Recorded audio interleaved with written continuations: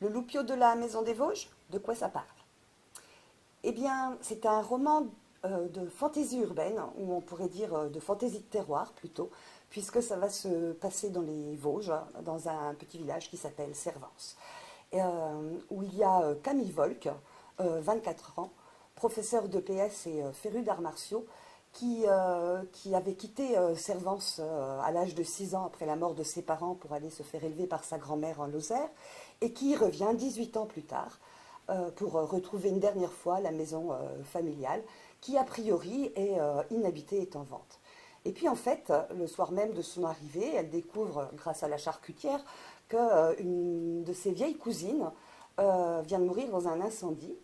Et très peu de temps après, elle va voir débarquer toute une famille, des cousins qui arrivent à Servance officiellement pour les obsèques de la vieille cousine.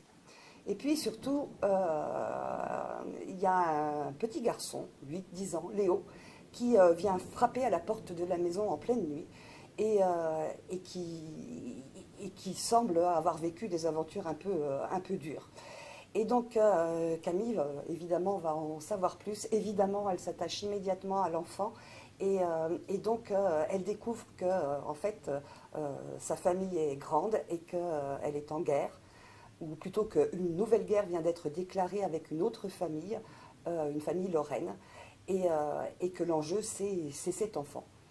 Et, et donc, elle décide de ne pas abandonner l'enfant.